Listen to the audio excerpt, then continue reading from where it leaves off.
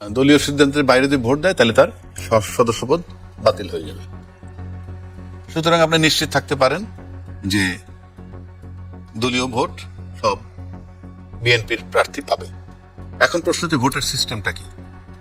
ভোটের সিস্টেম আপনি যদি গোপন রাখেন, আমি তো জানি না ঠিক প্রেসিডেন্ট ভোট কিভাবে দেবে, সেলিম ভাই হয়তো আমার চেয়ে ভালো জানবেন।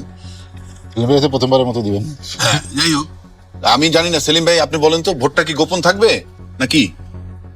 এটা আপনার গোপন থাকারই কথা, যেটা আমরা থাকার কথা বলতে কি, মনে করেন গোপন থাকলে তো আমার ভোট আমি কারে দিব কেউ তো জানার কথা না। তাহলে তো ফ্লোর ক্রসিং করলাম কি করলাম না সন্দেহ থাকবে যে 213টা ভোট কথার কথা যে এনে 50টা কম পাইছে বিএনপি প্রার্থী, তাহলে বিএনপি ভাবতে পারে যে আমার 50টা ভোট গেল। কিন্তু কোন 50 জন, আমার কাছে মনে হয় বিষয়টা এরকম না। আমি যেটা পত্রিকায় পড়লাম তাতে বোধহয় আপনি কোন প্রার্থীকে দিবেন, প্রার্থীর পাশে আপনার নাম দেওয়া হবে এবং কোন আসনের এমপি এটা লিখতে হবে, এটুকু আমার ধারণা। কাজে ওই ব্যাপারে কোনো সন্দেহ নাই যে ইট ইজ সার্টেন যে বিএনপির প্রার্থী যিনি থাকবেন সে পাস করবেন। এখন প্রশ্ন হচ্ছে যে আপনি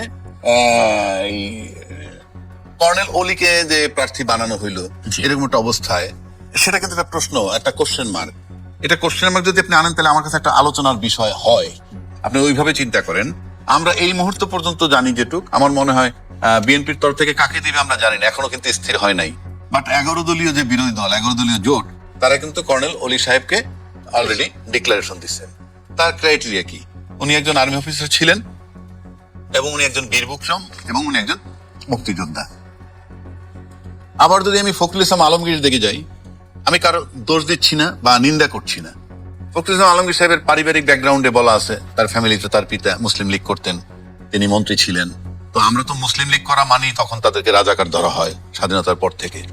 তো সেই হিসাবে তিনি তার পরিবারের পারিবারিক প্রশ্ন আছে। তো পারিবারিক প্রশ্ন যদি আনেন তাহলে বিএনপির যোগ্য প্রার্থীকে। পারিবারিক প্রশ্নটা আমি কেন বলতেছি, বাংলাদেশে ইনশাআল্লাহ তাআলা গত 53-54 বছর যাবত মুক্তিযুদ্ধের চেতনা, মুক্তিযুদ্ধের বাইরে কিছু নাই। সুতরাং you must pay honour to a freedom fighter. তা সেদিক থেকে যদি তুমি বিবেচনায় নেন, ফখরুল ইসলাম আলমগীর সাহেব যদি বিএনপির প্রার্থী হন আর কর্নেল অলি সাহেব যদি 11 দলীয় জোটের প্রার্থী হন, আমি তো মনে করি সবার ভোট তাকে দেওয়া উচিত, যেহেতু উনি কনফার্ম একজন বীর বিক্রম এবং নিজে একজন মুক্তিযোদ্ধা। কারণ আপনি স্বাধীনতার মুক্তিযুদ্ধের পক্ষে, চেতনার পক্ষে, ফুল টাইম চেতনার পক্ষে। তা আপনি চেতনার পক্ষে থেকে যদি ভোট চেতনার পক্ষে না যায় তাহলে তো এটা ইনজাস্টিস। সেক্ষেত্রে আমি মনে করি বিএনপির একজন ভালো প্রার্থী আছে। আমার ব্যক্তিগত ওপিনিয়ন, আমাকে কি বিএনপি ভাত মাছ দিবে না? আমি জেনুইন কথাটা বলছি। বিএনপিতে একজন ভালো মুক্তিযোদ্ধা আছে, যিনি নিজের মুক্তিযুদ্ধ করছেন, উনি মেজর হাফিজ, যিনি বর্তমান ভারপ্রাপ্ত দায়িত্ব। উনি মেজর হাফিজ। আপনি দেখেন একজন ব্যক্তি কতটা ক্রাইটেরিয়া দেন। মুক্তিযোদ্ধা হাফিজ, মেজর হাফিজ, ফুটবলার হাফিজ, তারপরে সাংসদ হাফিজ, মন্ত্রী হাফিজ, স্পিকার হাফিজ, ভারপ্রাপ্ত রাষ্ট্রপতি হাফিজ। তো বিএনপিতে তো এর চেয়ে যোগ্য কোনো লোক নাই। এবং যদি মুক্তিযোদ্ধা হাফিজ ইলেকশন করেন আর মুক্তিযোদ্ধা কর্নেল অলি নির্বাচন করেন, সেক্ষেত্রে মুক্তিযোদ্ধা হাফিজ যদি ভোট জামাতের ভোটগুলোও পান, তা তো আমার কাছে ভালো লাগবে। কিন্তু যদি মুক্তিযোদ্ধা কর্নেল অলি ইলেকশনে দাঁড়ান আর বিএনপির তরফ থেকে আরেকজন এমন ভাবে দাঁড়ান যার এই মুক্তিযোদ্ধা হিসেবে তার পরিচয় নাই, যার পারিবারিক ব্যাকগ্রাউন্ড নিয়ে বিতর্ক আছে, সে যদি পাশ করে, তখন মুক্তিযুদ্ধের চেতনা নিয়ে কথা বলা তাদের জন্য নিশ্চয় হওয়া উচিত, আমি মনে করি। তো সেই হিসাবে রাজাকে আপনার সঙ্গে যোগ করি, যেটি সাদ হোসেন সেলিম বলেছেন যে আরেকটি নির্বাচনের আগে হয়েছে 91 সালে, যেটি তখন বিএনপির প্রার্থী ছিলেন আব্দুর রহমান বিশ্বাস, আর বিরোধী দল থেকে দেওয়া হয়েছিল বিচারপতি বদরুল হায়দার চৌধুরী। নিশ্চয়ই তাদের দুজনেরও আপনি তো ওইভাবে নিয়ে আসেন, জানেন, তখন আব্দুর রহমান বিশ্বাসই জয়ী হয়েছিলেন।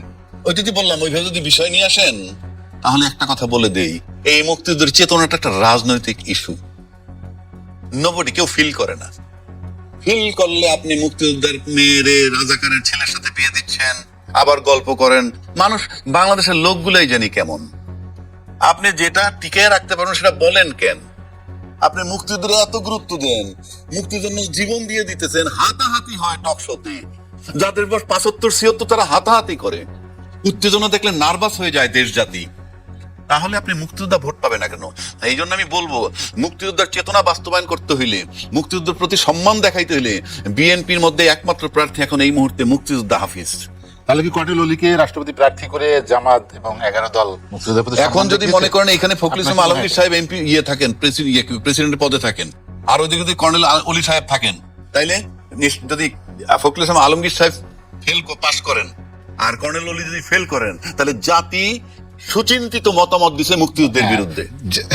যেটি আমি আপনার কাছে জানতে চাই যে জামায়াতে ইসলামীর নেতৃত্বে যে 11 দল, তারা কি আসলে তাদের এখন যে কার্যক্রম আপনি জানেন, আমি একটু পিছনে যেতে চাই। বিরোধী দলের নেতার বাসভবনের আলোকচিত্র থেকে শুরু করে, আলোকচিত্র পরিদর্শন থেকে শুরু করে, এবং কর্নেল অলিকে রাষ্ট্রপতি মনোনয়ন দেয়া, তারা কি মুক্তিযুদ্ধের প্রতি ঝুঁকে গেল?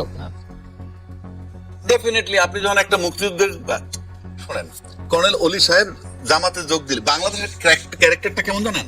আপনি জামাতে যোগ দিলে রাজাকার হয়ে যাচ্ছেন, কিন্তু জামাতের লোক এসে যদি আপনার দলে যোগ দেয় তখন আপনাকে রাজাকার বলা হয় না।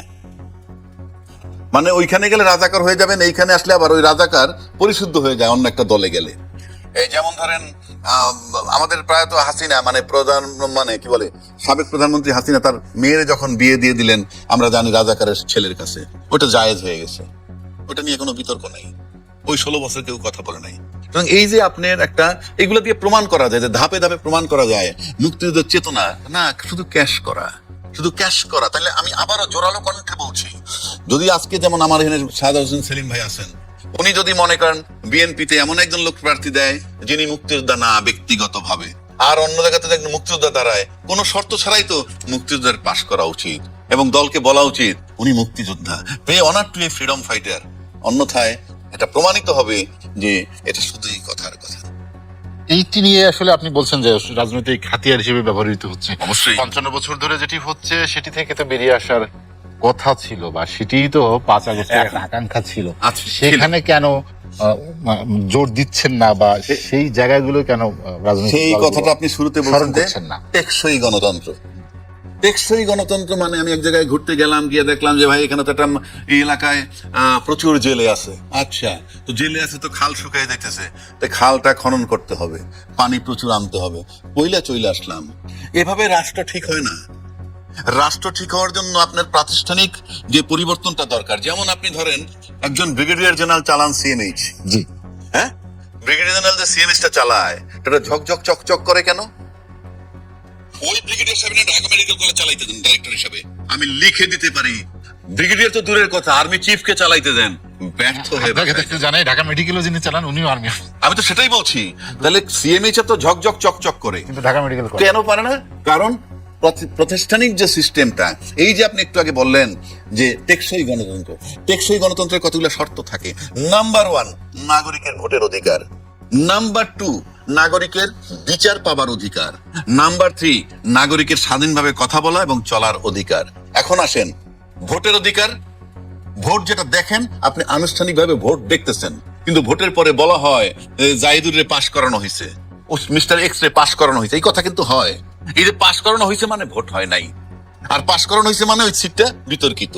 আচ্ছা, এবারের ভোটে অনেকগুলো আসনে এইভাবে বলা হয়েছে, তার মানে কি?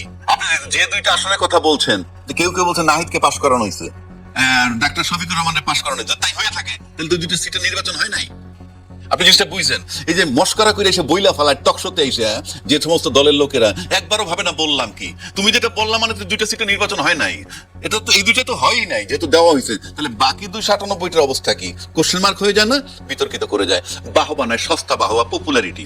এখন আসেন, আপনি যে নাগরিকের বিচার অধিকার দিবেন, বিচার দেওয়ার অধিকারের পূর্ব শর্ত কি? স্বাধীন বিচার ব্যবস্থা। স্বাধীন বিচার ব্যবস্থার জন্য দরকার কি?